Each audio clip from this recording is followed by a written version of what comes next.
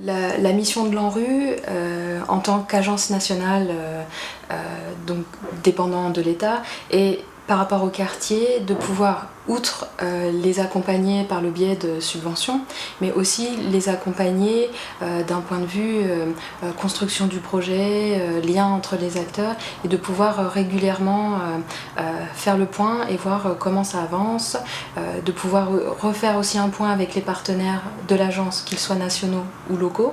On a à la fois des interventions sur les quartiers des bailleurs sociaux, on a les interventions, on peut avoir aussi la Caisse des dépôts locale qui apportait aussi des subventions ou qui intervient aussi en tant qu'investisseur sur certaines opérations. Du coup, on est là aussi pour aider un petit peu dans les rouages, à mettre de l'huile dans les rouages en fait.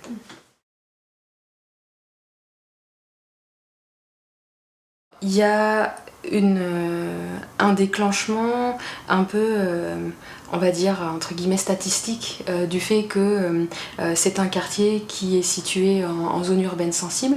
Donc cette appellation n'existe plus aujourd'hui. Aujourd'hui, on est passé à la nouvelle géographie de la politique de la ville et le quartier de Carmoisan est resté dans la géographie prioritaire. Aujourd'hui, il est en quartier prioritaire de la politique de la ville. Donc c'est ce premier niveau statistique entre guillemets qui peut déclencher l'intervention de l'agence et du coup une mécanique après derrière d'appui au projet.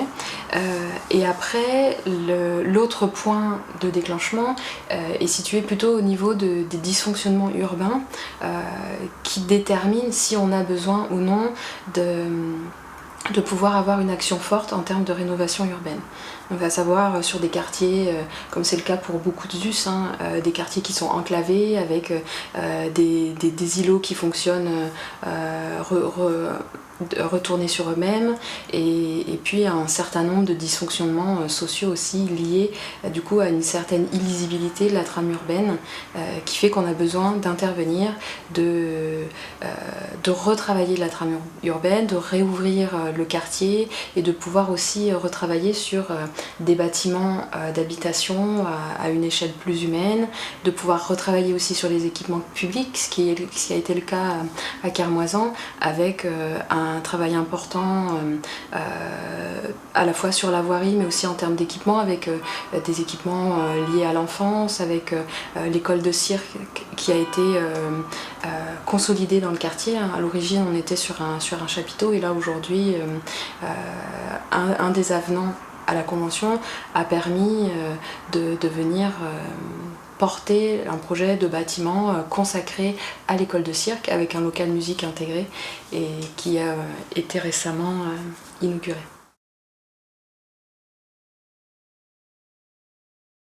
Sur la première génération de projets de rénovation urbaine, on était un peu plus sur une dynamique en quelque sorte d'appel à projet. Donc on est au fur et à mesure de projets portés par les collectivités. Sur certains quartiers, ça a été souvent des projets portés par les bailleurs qui ont été repris aussi et portés politiquement. Mais globalement, on était plutôt sur des maires qui pouvaient avoir un projet et puis qui sont venus voir l'agence en disant voilà tel est mon projet en gros, est-ce que vous nous soutenez ou pas? Aujourd'hui, dans le nouveau programme de renouvellement urbain, on est dans une dynamique plutôt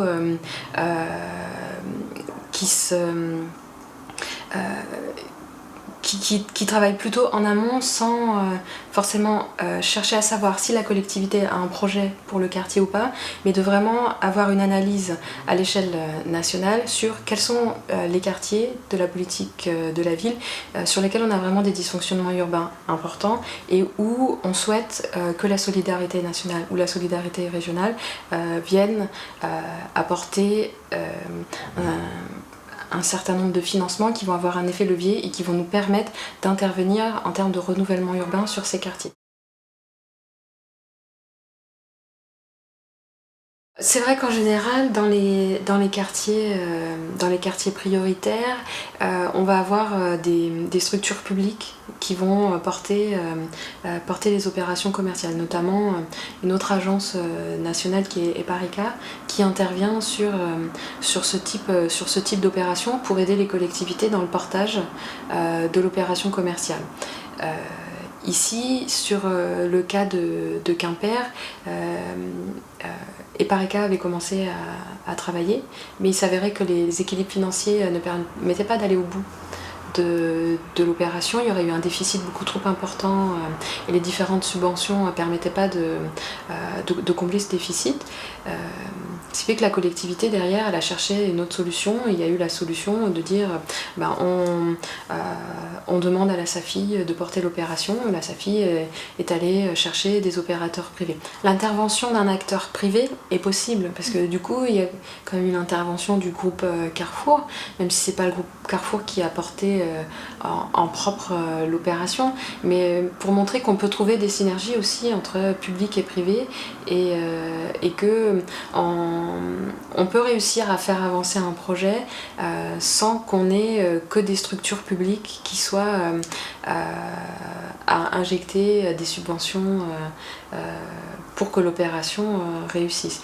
Et du coup, cette intervention privée, elle est vraiment intéressante et à dupliquer, je pense, pour d'autres opérations.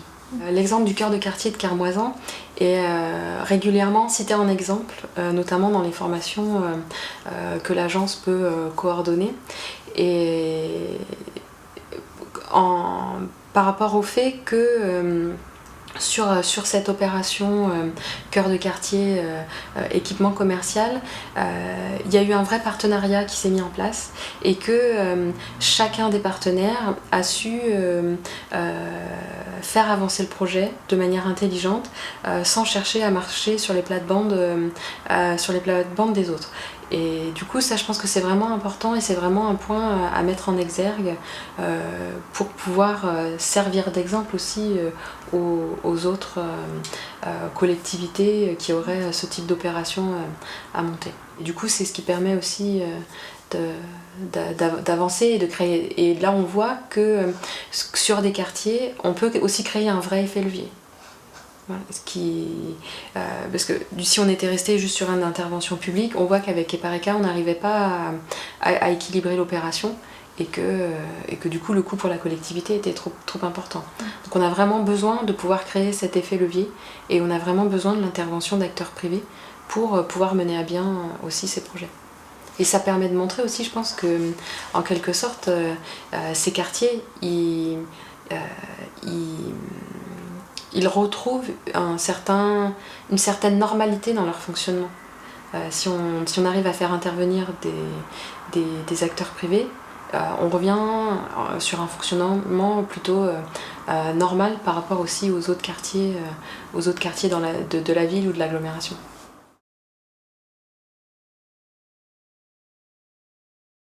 On a besoin aussi d'avoir un pôle d'animation de vie dans le quartier. Et les équipements commerciaux, comme certains équipements publics, permettent d'animer les quartiers et de faire en sorte qu'on ne soit pas que sur des quartiers résidentiels. Et pour le cas du cœur de quartier de Carmoisan, on est vraiment sur un équipement de proximité qui permet de répondre aux besoins quotidien, je dirais, de la population. On a oublié, je sais pas, il nous manque de la crème fraîche ou il nous manque des œufs. Du coup, on sait qu'on a de quoi sur place. Et puis, ne serait-ce que de pouvoir acheter son pain à proximité, c'est aussi important. Après, par rapport aux quartiers sensibles, on a aussi dans ces quartiers-là une population qui peut être plus précarisée que dans d'autres secteurs de la ville, et c'est important aussi que ces personnes puissent pouvoir à proximité avoir accès sans avoir à se déplacer sur des temps trop longs. C'est vraiment important de pouvoir avoir ce type d'équipement de proximité pour répondre aux besoins de la population.